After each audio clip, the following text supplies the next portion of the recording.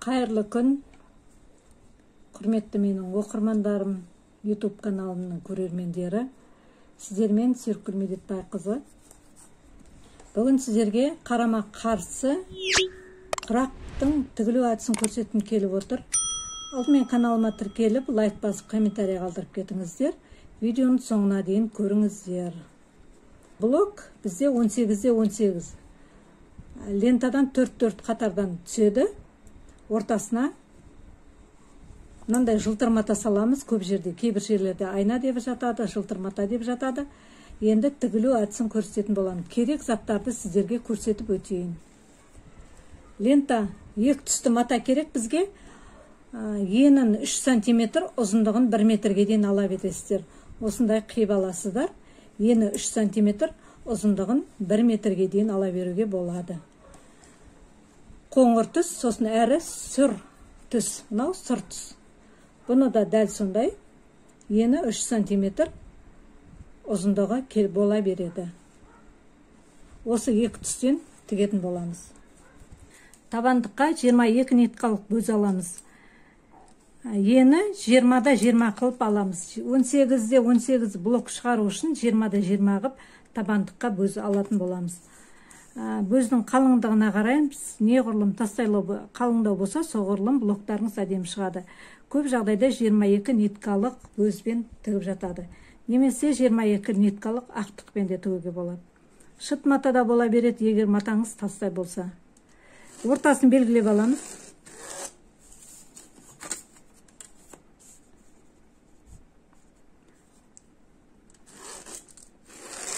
Ортасын белгілеп аласыздар.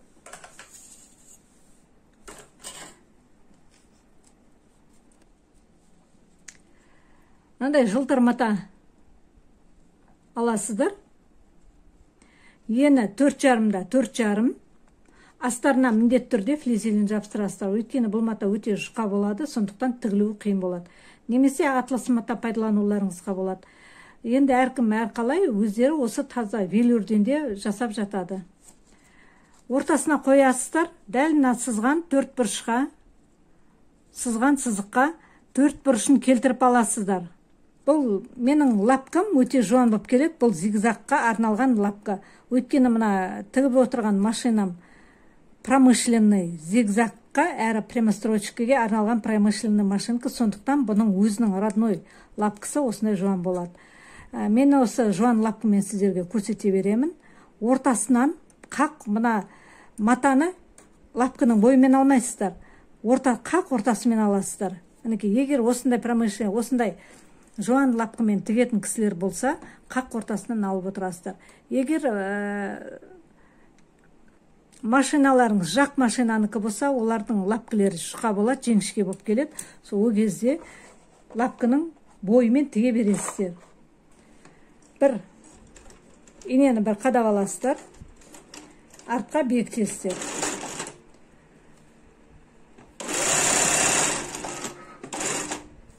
Алдаға қарай жүресіздер.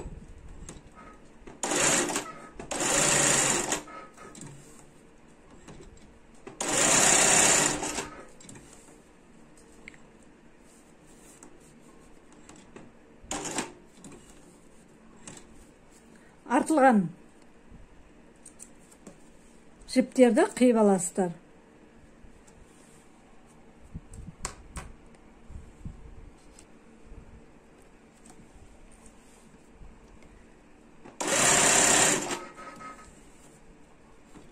Артқа бір жүріп аласыз.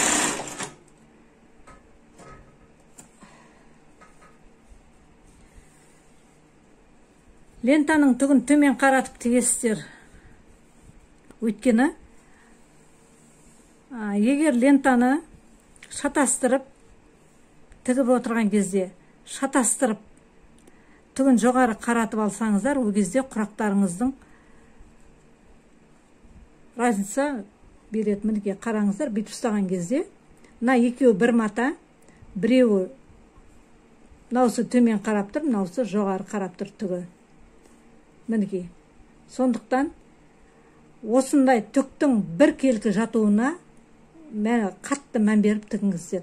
бір мата болғанмен түгі сәйкес келмей қалса, екеуі екі түрлі түс береді. Сондықтан бірыңғай түгін төмен қарап тігесіздер.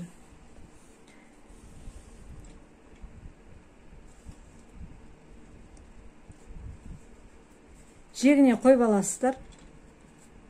Астыңғы матамен жегін тура шетін бірге қойып аласыздар.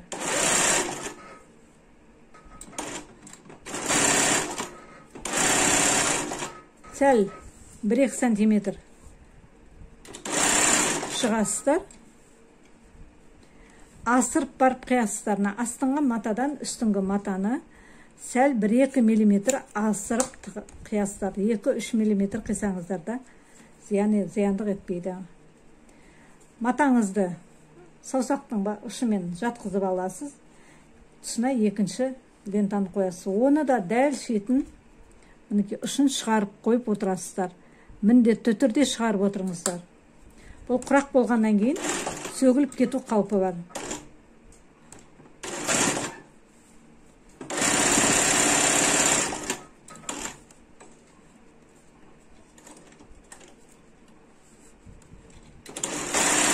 Артқа жүреміз. Қайырып алып, қайтадан қиып аламыз. Мінекеңіз. Енді сұр түсті саламыз. Сұр түсті де дәл осы қалай қоңыр түсті қалай тіктіңіз, дәл сондай тігесіздер. Түгін төмен қаратып отырасыздар. Пропорциональностьті қадағалап отырасыздар. Мынандай тура жату керек. Лента бет қайырған кезде астыңғы ортасындағы мына шаршыға, ортасындағы квадратқа тура пропорциональны мына қарама-қарсы матаға мына шеті тура түзу жату керек. Сол кезде құрағыңыз тура түзу шығады. Тігіп отырған кезде матаны қолыңызбен жаймен ұстап отырыңыз.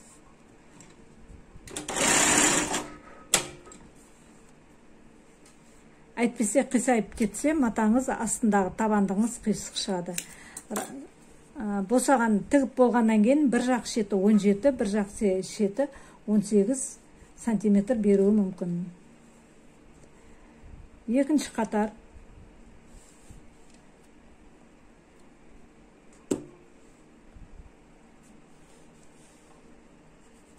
Екінші қатар. Бұны да дәл сондай қып, матаны алақандарыңызбен жайып отырып тігесіздер. Бұл жерде де туралап қарайсыздар. Мінекей қараңыздар, мына шеті мен мына шеті орта пропорционально бірін-біріне дүп түзу жату керек. Сол кезде құрақтарыңыз түзу шығады.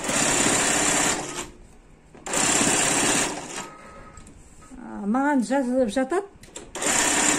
Менің құрағым түзу шықпай жатыр, неге қисық шығып жатыр, қанша тіксемде қисық кетіп қала береді. Бір жағы 20 болса, бір жағы 21 болып кетеді деп жазып жатады. Ол осы себептен дұрыс болмайды. Астындағы бірінші қағидаңыз мына бұрышымен сәйкестендіріп, астындағы квадратты туралап аласыз. Екіншісі әр тіккен сайын қадағалап, мына лентаның түзу жатуын қадағалап отырасыз міндетті түрде. Сосын тіккен сайын басында лапкының бойымен қандай бір размерін лентаны алдыңыз, дәл сондай қып туралап тігіп отыруыңыз керек.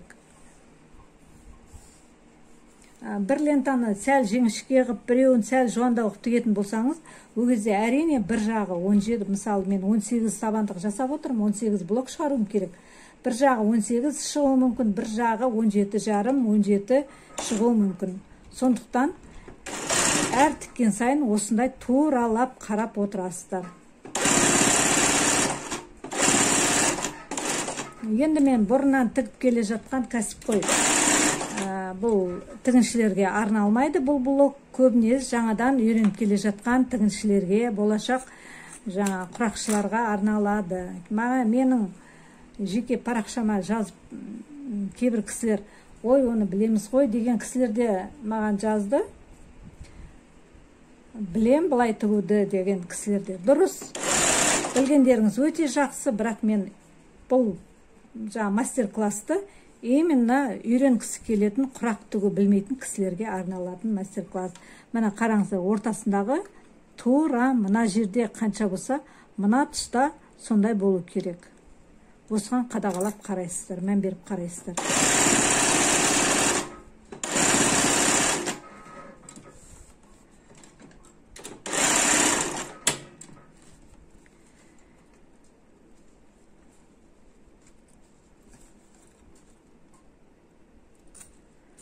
Каналыма тіркеліп, лайк басып кетуді ұмытып кетпеңіздер, пікірлеріңізді қалдырып отырыңыздар.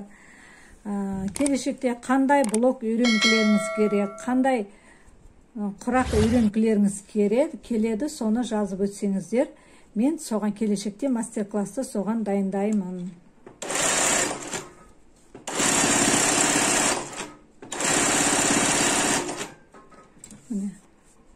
Дәл осылай түзоғып ұстап отырасыздар. Инені матадан алмайсыздар, көтермейсіздер, жіпті үзбейсіздер. Сол кезде бұны бұл құрақты үзбей тігілу тәсілі деп айтады.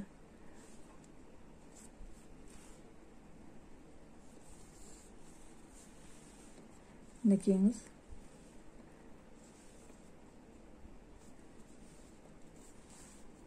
Мына қарайсыздар.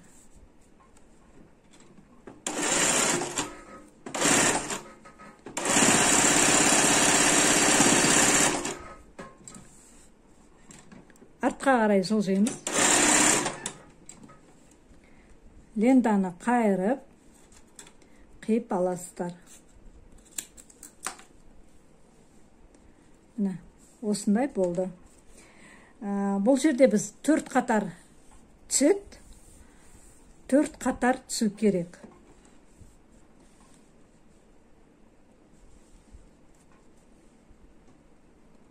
Егер лапкаңыздан боймен алам, жуан қып алам, шетін жуан қып алам, мен не шықпай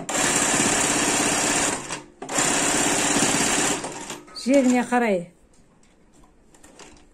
жіпті сәл ішке қарай тігем дейтін болсаңыз, мынандай болып алатын қылсаңыздар, мысалы, ол кезде 5 қатар шығаруға болады.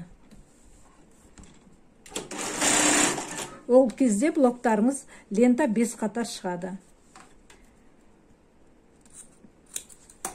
Дәл мен тіккендей қып шетінен осындай 1-2 мм ғана, 2 мм ғана алып отырсаңыз, шетінен осындай түзоғып, сол кезде сізде ровно 4 лента кететін болады.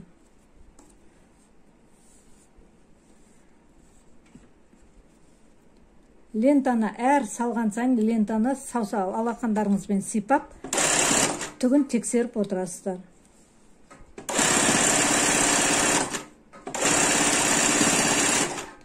Менің машинам дарылдап тұр. Ол майданда ештеңе емес, оба келгенде, маған келгенде дауысы осындай тарсылдап келді. Ол өзінің табиғи дауысы.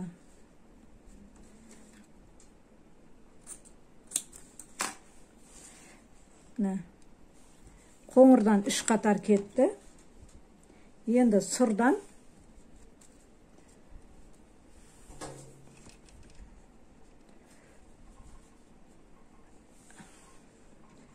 үшінші қатар тігеміз. Сұрдан 3-ші қатар тігеміз.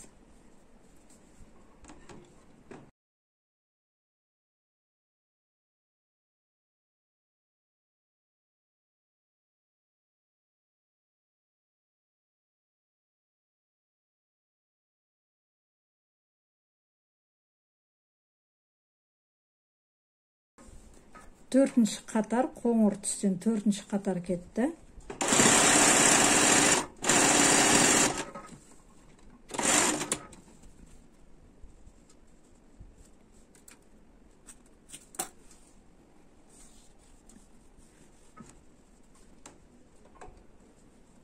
Енді сұр түстен соңғы қатар тігеміз.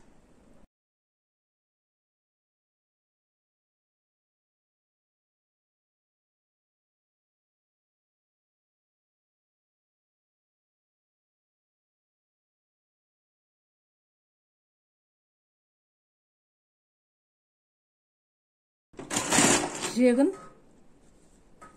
айналдырып тігіп аламыз.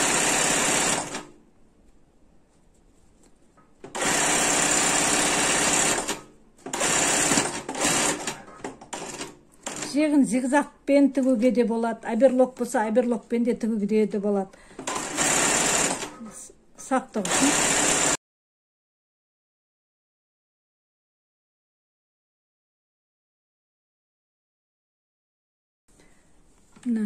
Енді шетінің барлығын қиып аламыз.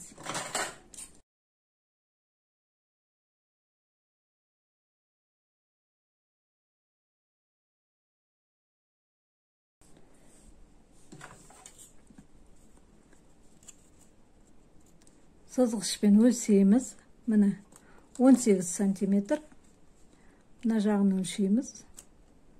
18 сантиметр. Ровно 18 сантиметр шықты. Қайтадан сіздерге бір көрсетіп өтейін. Мінекей. Мына 18 сантиметр.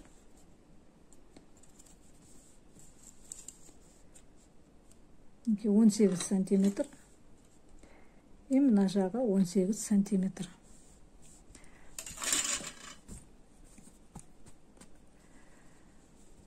Осындай блок шықты. Бұны қарама-қарсы құрақ дейміз. Астары мынандай болады. Үзбей тігілгеннен кейін астары осындай болады.